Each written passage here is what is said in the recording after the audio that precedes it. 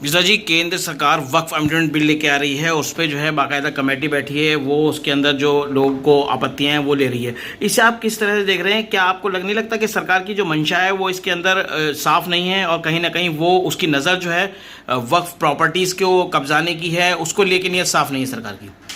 देखिए, जब हमारा देश आज़ाद हुआ और भारत का दस्तूर हिंद बनाया गया बाबा साहब अम्बेडकर द्वारा, तो पहली पार्लियामेंट जब लगी तो पहली पार्लियामेंट में एक बिल पास हुआ कि सरकारी इदारा, मजहबी किसी भी इदारे में, किसी भी समाजी इदारे में सरकार मुदाखलत नहीं करेगी। रहा सवाल वक्फ बोर्ड का। वक्फ बोर्ड को एक्चुअली जब वो वक्फ बोर्ड एक्ट बनाया गया तो इस दौरान शीशन जगते इख्तियार उसमें नहीं दिए गए। इसलिए नहीं दिए गए कि वक्फ बोर्ड की जगह पर सरकार को भी कब्जा करना था, और जो लोग बैठे हुए थे उन लोगों को भी कब्जा करना था, क्योंकि दिल्ली में पार्टीशन से पहले 80% मुस्लिम आबादी थी। सारे बैरूनी देहात जो थे मुस्लिम थे। पार्टीशन के बाद मारकाट हुई, काटामारी हुई, तो लोग अपने मकान, अपने खेत, अपने खलियान छोड़कर यहाँ से पाकिस्तान चले गए। यहाँ मुश्किल से 10-12% या 7% मुसलमान इसलिए रुक गया कि यहाँ पर जगहें थी जो लोग छोड़ के गए थे। लेकिन उसके थोड़ी देर बाद एक राइड हुआ जिसमें सरदार और मिलिट्री के साथ मिलकर मुसलमानों के मकान खाली कराए। तो यहाँ से मुसलमान जो 10% रुक गए थे वो भी चले गए। अब वक्फ बोर्ड एक्ट में इन्होंने सेशन के इख्तियार नहीं दिए गए, इसलिए नहीं दिए कि अगर वक्फ बोर्ड को सेशन के इख्तियार दिए जाते तो उसकी जगह पे वक्फ बोर्ड जैसे MCD, DDA, LNDO अपनी जगह को नोटिस देकर खाली कराती है कानूनी तौर पर, वो वक्फ बोर्ड नहीं करा सकती थी। वक्फ बोर्ड सेशन के इख्तियार मदन लाल खुराना जब दिल्ली के चीफ मिनिस्टर बने, उन्होंने ये अधिकार दिल्ली वक्फ बोर्ड को दिलवाया।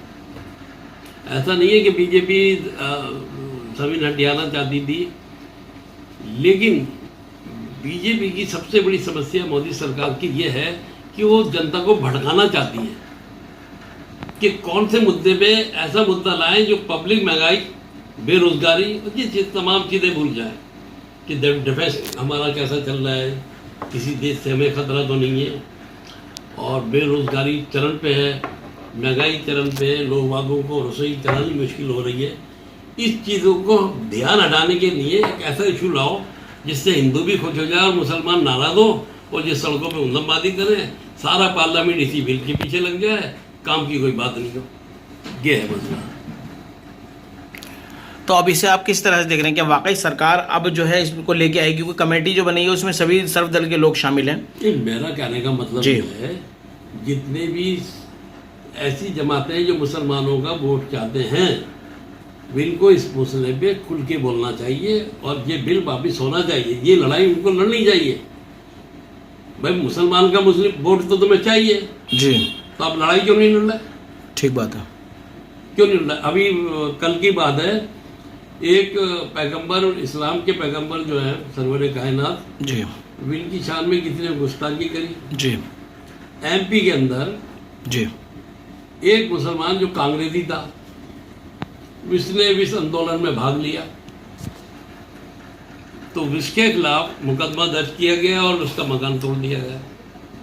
ये सारी इलीगल बातें हो रही हैं जो आने वाले समय में बीजेपी के लिए बहुत बड़ी मुसीबत बनेगी। आप क्या समझते हो कि हिटलर ने कहा था उसका हिसाब नहीं मिला, सबको मिला, पूरे देश को मिला, नुकसान हुआ। ऐसे किसी को भी उठा लो आप, जो अगर आप जिम्मेदारी का काम, आपको पब्लिक ने वोट देके जिम्मेदारी दी, आप जिम्मेदारी का काम करिए। आप पब्लिक को बेवकूफ़ मत बनाइए। आप पब्लिक को बेवकूफ़ बनाएंगे तो उसका नुकसान ज़रूर होना है। देश को तो होगा ही होगा, लेकिन ये मत समझो आपको नहीं होगा, आपको भी होगा। आप देखो बांग्लादेश की तुम्हारे सामने एग्जाम्पल, श्रीलंका तुम्हारे सामने, जहाँ जहाँ जिम्मेदार आदमियों ने गैर जिम्मेदारी के काम करें उनको नुकसान हुआ है, और उससे ज़्यादा देश को नुकसान हुआ है।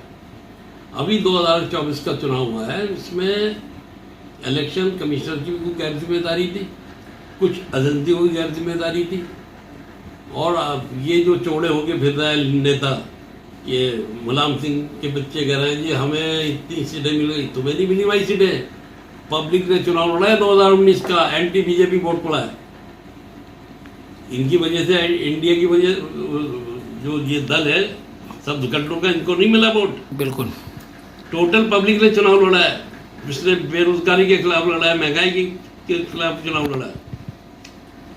तो ये सारी बातें हैं। हमारा देश का लीडर जो है अपनी जिम्मेदारी नहीं समझ रहा है। भाषण देने से ये देश नहीं चलता। मैं तुम्हें गाली दूं, तुम मुझे गाली दो, मैं तुम्हें बुरा दूं, ये पार्लियामेंट में बातें होने की है। पार्लियामेंट में ये कहा जाए कि बेरोजगारी कैसे खत्म होगी, महंगाई कैसे कम होगी, तेल की कीमतें कैसे कम होगी, चाइना आज हमारी शर्तों में आ रही है, उसको कैसे रोका जाएगा। चर्चा तो इस पे होनी चाहिए। अब ये फालतू का बिल लिया है जी वक्फ बोर्ड पे। अभी जो काम की बातें वो करो, मुद्दे की बात करो कि देश में कैसे तरक्की होगी। सारा माल आप चाइना से खरीद लो, अपने कारखाने बंद करा लो, बेरोजगारी तो बढ़ेगी। चाइना पे बैन लगना चाहिए, बिल्कुल चाइना के सारे सामान पे बैन लगना चाहिए, लेकिन नहीं कर रहा है। तो ये सारी बातें हो रही हैं देश में। और मैं तो पूरे देश से कहता हूँ, मैंने पार्टी बना ली है राष्ट्रीय रिपब्लिकन पार्टी।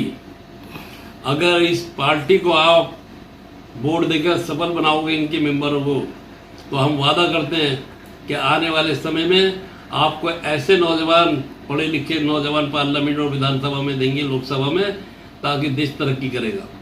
ये 80-80 साल के बुढ़े पार्लियामेंट छोड़ना नहीं चाह रहे, विधानसभा छोड़ना नहीं चाह रहे। पढ़ने के लिए ऐनक चाहिए इन्हें, बोलने के लिए माइक चाहिए, चलने के लिए लकड़ी चाहिए। देश क्या चलाएंगे? देश के पब्लिक को चाहिए सोचे समझे और फिर वोट दे।